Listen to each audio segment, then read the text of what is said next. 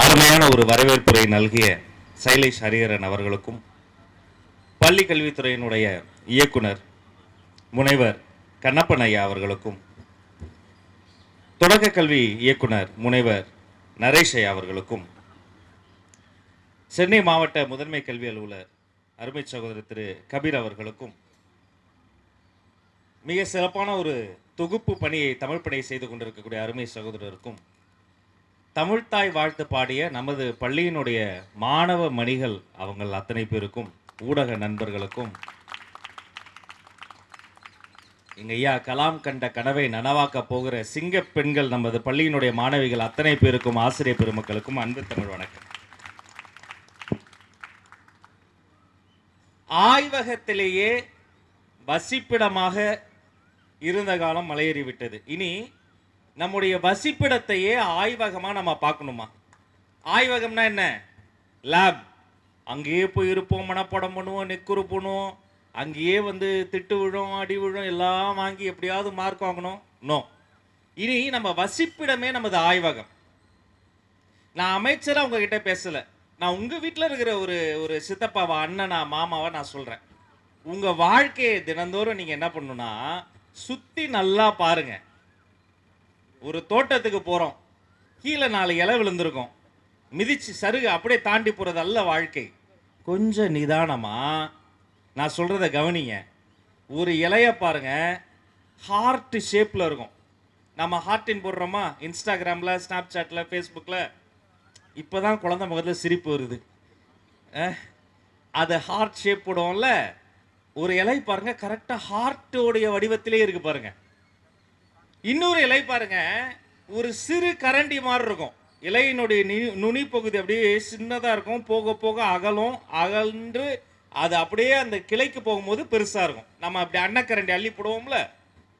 பிரியாணி சுட சுட சிக்கன் பிரியாணி அம்மா பண்ணியிருக்காங்க சண்டே, அதுவுமா இளம் சூடா நல்ல வெந்த கோழி இறைச்சியோட பார்க்கும்போதே ஆவி பறக்க அப்படியே வயிறு இன்னைக்கு ஒரு புடி அப்படின்னு நம்ம போவோம்ல.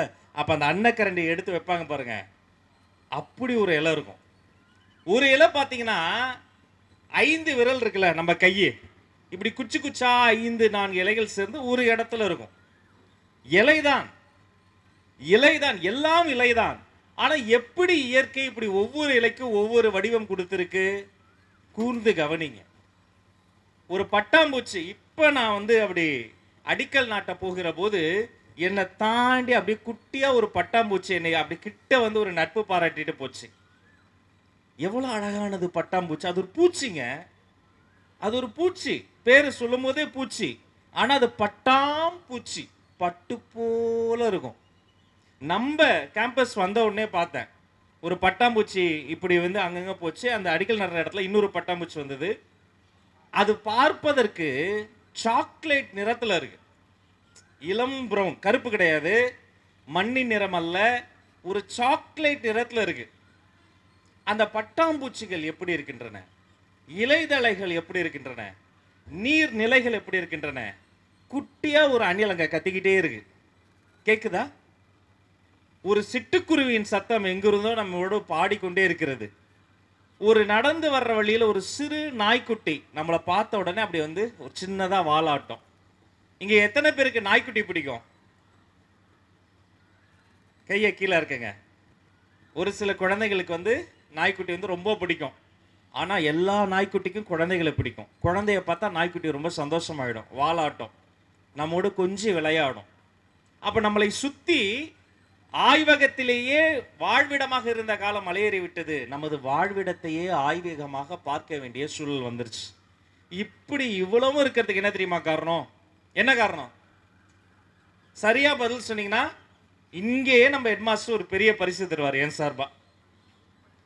இவ்வளவு இயற்கை வாழ்வதற்கு அடிப்படை எது காரணம்? ஒரு பொருள் காரணம்.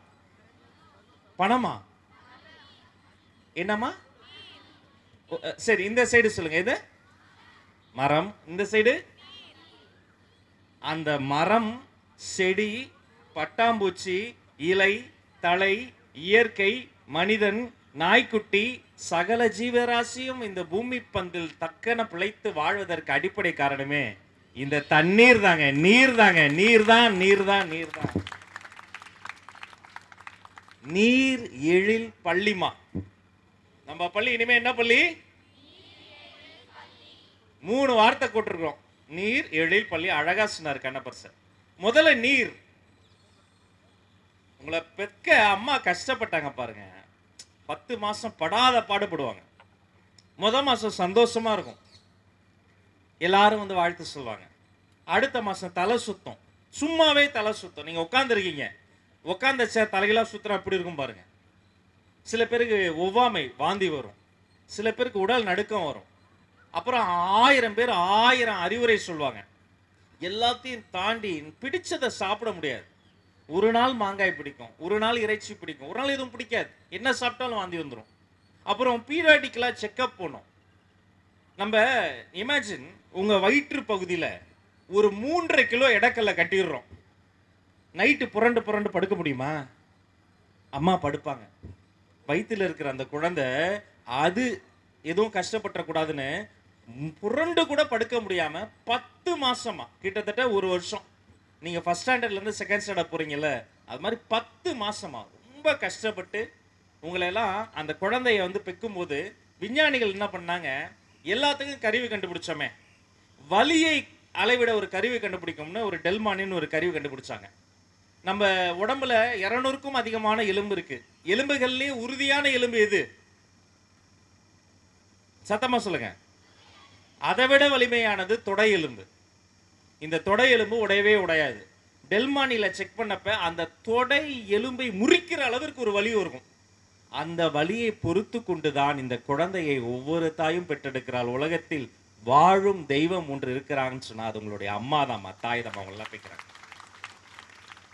அப்படி பெற்றெடுத்த தாய் அந்த குழந்தைக்கு வெளில வந்த உடனே ஒரு சந்தேகம், எப்படி இந்த குழந்தைக்கு வயிற்றுல சாப்பாடு போயிருக்கும்? அப்ப தொப்புள் கொடின்னு ஒரு கொடி இருக்கு. இப்ப நம்ம வந்து மேல பறக்கிற கொடி கீழே இருந்து மேலே ஏத்துறோம். எப்படி ஏத்துறோம்? அந்த கொடிக்கு ஒரு கயிறு இருக்கு. அது மாதிரி ஒரு டியூப். அந்த டியூப்ல என்ன பண்றாங்க? தான் சாப்பிட்ற உணவு, தன்னுடைய தண்ணீர், தன்னுடைய ஊட்டச்சத்தை அதை மறுபடியும் திரவமா சத்தா மாத்தி அதை அந்த உங்களுடைய தொப்புள் கொடி வழியா தான் உள்ள போச்சு. இப்போ வெளில வந்துட்டீங்க, தொப்புள் கொடியை கட் பண்ணிட்டீங்க. இப்போ இந்த குழந்தைக்கு பசிக்கும். பிறந்த குழந்தைக்கு நம்ம பக்கோடாவை கொடுக்க முடியுமா? இல்ல பிஸ்கெட்டை ஊட்ட முடியுமா? பிரியாணி ஒண்ணுமே முடியாது. அப்ப பிறந்த குழந்தைக்கு அம்மா என்ன உணவு தராங்க? தாய்ப்பால், அமிழ்தம். அது உலகத்துல உலக நாடுகள்லாம் நான் போயிட்டு வந்துட்டேன். இந்த வாசனை திரவியம் இருக்கு பாருங்க, ஒரு வாசனை திரவியம் போல இன்னொரு வாசனை திரவியத்தை உருவாக்க முடியும், ஃபேக்டரியில உருவாக்க முடியும். என்னை கருவாக்கி நம்மை உருவாக்கி நமக்காக இந்த பூமியை தந்தது பூமி தாய். அந்த மனிதர்கள் நாம் அவ குழந்தை வந்துட்டோம். இந்த பூமி தாய் இந்த பூமியின் குழந்தைகளான உங்களுக்கு தரக்கூடிய தாய்ப்பால் என்ன தெரியுமா? தண்ணீர். ஒவ்வொரு சொட்டு தண்ணீரும் தாய்ப்பாலுக்கு சமமானதுமா. அது வீணாக்கவே கூடாதுமா. மனசுல நிறுத்திக்கங்க. இதை எங்க வேணா ஆரம்பிச்சிருக்கலாம். சென்னையில் இருக்கக்கூடிய மகளிர் பள்ளியில எங்க பெண் குழந்தைகள் கிட்ட தான் இந்த விதையை போடணும்னு சொல்லி உங்க கையில கொடுத்துருக்கம்மா. உங்களை நம்பி கொடுத்துருக்கேன். உலகம் ஃபுல்லா கொண்டு போய் சேர்த்துருக்கேன். ஒவ்வொரு சொட்டு தண்ணியுமே தாய்ப்பாலுக்கு சமமானது. நான் வந்து தொல்லியல் துறை, என்னுடைய துறை, அங்கே போய் பல ஆய்வுகளை பண்ணி முதலமைச்சர் அனுப்பியிருந்தேன். போய் அங்கே என்னென்ன இருக்குது, அதை எப்படி சிறப்பாக்கலாம்னு ஒரு நீண்ட நெடிய ஆய்வறிக்கையை நான் சொல்லியிருக்கிறேன். பல நல்ல அறிவிப்புகள் வரப்போகுது. என்ன மாதிரி சாதாரண எளிய வீட்டு பிள்ளைகளையும் இதை போன்ற இடங்கள், இதை போன்ற நல்ல காரியங்களை, நீரிழில் பள்ளி, இதை போன்ற விஷயங்களுக்கு அனுப்புகிறேன். இதையெல்லாம் பார்க்குறான்னு சொன்னால், இதெல்லாம் எங்களுக்கு கிடைக்குதுன்னு சொன்னால் ஒரே காரணம், மக்கள் நல்லா இருக்குன்னு நினைக்கக்கூடிய, மாணவர்கள் நல்லா இருக்குன்னு நினைக்கக்கூடிய மாண்புமிகு தமிழ்நாடு முதல்வர் சி ஜோசப் விஜய் என்ற ஒரு மாமனிதர் மட்டும்தான் காரணம். அங்க கேட்டார் அவரு, என்னப்பா பார்த்த? நிறைய இதெல்லாம் பார்த்தேன் சார், அதெல்லாம் பார்த்தேன். நீ பார்த்ததுலேயே, ஆய்வு பண்ணதுலேயே ரொம்ப முக்கியமான விஷயமா நீ எதைப்பா பார்த்த? ஒன்று இருக்கு sir, honourable chief minister permission கொடுத்தீங்கன்னா அதை எக்ஸ்பிளைன் பண்ணலாம் சார். அதிகாரிகள்லாம் கூப்பிட்டு எக்ஸ்பிளைன் பண்ண சொன்னேன். நான் சொன்னேன், கீழடியில் சார், கீழடி கேள்விப்பட்டிருப்பீங்களே, 2400-500 ஆண்டுகளுக்கு முன்னாடி அந்த இடத்துல ஒரு உரை கிணறு போட்டிருக்காங்க. வட்ட வட்டமாக போட்டு ஒரு கிணறு. அங்கேருந்து நீர் எடுத்து அப்படியே ஒரு சின்ன தொட்டிகளை விட்டுருக்குறாங்க. அந்த தொட்டியில் துணிகளை வந்து போட்டு சாயம் எடுத்துக்கிறாங்க. துணிகளுக்கு சாயம் ஏற்றுறது, நீல வண்ணம், சாந்து வண்ணம். அந்த தண்ணியை அப்படியே வெளில விடலை, இன்னொரு தொட்டிக்கு அனுப்புகிறாங்க. அந்த இன்னொரு தொட்டியில் பெபிள்ஸ், கூழாங்கற்கள், அதை போட்டு அதை வடிகட்டி ரீசைக்கிள் பண்ணி அந்த ரீசைக்கிள் வாட்டரை இன்னொரு தொட்டிக்கு அனுப்பியிருக்காங்க. அந்த தொட்டியிலிருந்து கால்வாய் கட்டி இந்த பக்க கிணறுல இருந்து நீர் எடுத்து சாயம் போட்டு துணி எடுத்து அதை வடிகட்டி மறுசுழற்சி செய்து மறுபக்கம் கொண்டு போய் இன்னொரு உரை கிணறுல அந்த பூமிக்கே அந்த தண்ணி அனுப்பியிருக்கிறாங்க. பல்லாயிரம் ஆண்டுகளுக்கு முன்பு நம்முடைய தமிழ் மூதாதையர்கள் நாகரிகத்தில் சொல்ல வந்திருக்கிறாங்க. அங்க தக்களி கிடைத்தது, தக்காளி கிடையாது, தக்களி. அது வந்து கையில் இப்படி பிடிக்கிற மாதிரி இருக்கும். அதை இப்படி விட்டு தான் நெசவாளர்கள் துணி நெய்வாங்க. அது கிடைச்சது. அப்ப அங்க நெசவு தொழில் நடந்திருக்கு. கிளாஸ் பீட்ஸ் கிடைச்சிருக்கு. அப்ப அங்க வணிகம் நடந்திருக்கு. அப்ப ரோமாபுரி போன்ற பல நாடுகள்ல இருந்து வந்து அந்த முத்து பவளங்களை கொடுத்து துணியை நெசவு செய்த துணிக்கு சாயம் போட்டு இவ்வளவும் செய்த பிறகும் இந்த மண்ணை மலடாக்காமல் அந்த தண்ணியை மறுசுழற்சி செய்து மீண்டும் தரைக்கே பூமிக்கே தந்த குடி நம்முடைய தமிழ் குடிமா. இப்ப நம்மளை யோசிச்சு பாருங்க. காலையில பல்லு விளக்கும் போது டேப்பை திறந்துக்கிட்டு அப்படியே பல்லு விளக்க வேண்டியது. அப்புறம் சாப்பிட்டு முடிச்சவொடனே அப்படியே பக்கத்துல என்னடி உங்க வீட்டுல என்ன சாப்பாடு அப்படின்னு கேட்டுட்டே அப்படியே தண்ணியை கொட்ட வேண்டியது. ஒரு டேப் வந்து தண்ணி ஒழுகிக்கிட்டே இருக்கும், பார்த்துக்கிட்டே இருக்க வேண்டியது. இந்த டேப் எப்போ பார்த்தாலும் தண்ணி ஒழுகுது அப்படின்னு போயிட வேண்டியது. இல்லை, நமக்கு கூட்டு பொறுப்பு இருக்கு. இனி ஒவ்வொரு சொட்டும் பார்க்கும்போது உங்களுக்கு நம்ம தாய்ப்பால் ஞாபகத்துக்கு வரணும். கீழடியில் அவ்வளோ தூரம் பண்ணியிருக்காங்கன்னா நம்முடைய எழும்பூரில் நம்ம பண்ண முடியுமா முடியாதா? உங்களால் முடியுமா முடியாதா? இந்த நம்பிக்கையில தான் நாங்களாம் ஓடி ஓடி உழைச்சிக்கிட்டே இருக்கோமா. உங்களால் முடியும், உலகத்தால் முடியும். உலகத்தால் முடியும்னா உங்களால் இருந்து தான் அது தொடங்க முடியும். அதனால தான் இங்கே வந்திருக்கிறோம். இங்கே மட்டும் கிடையாது, எழும்பூர் மாநில பெண்கள் மேல்நிலை பள்ளி மட்டும் கிடையாது, அசோக் நகர் மகளிர் மேல்நிலை பள்ளி, போரூரில் இருக்கக்கூடிய அரசு மகளிர் மேல்நிலை பள்ளி, அம்பத்தூரில் இருக்கக்கூடிய அரசு மகளிர் மேல்நிலை பள்ளி, வில்லிவாக்கத்தில் இருக்கக்கூடிய அரசு மகளிர் மேல்நிலை பள்ளி, இந்த 5 மகளிர் மேல்நிலை பள்ளியில் இருந்தோம் இந்த நீரிழில் பள்ளி என்ற ஒரு விதையை விதைக்கிறோம்.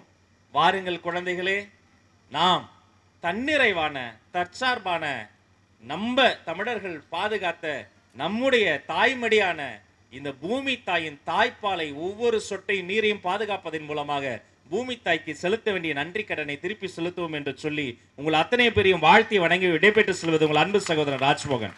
நன்றி.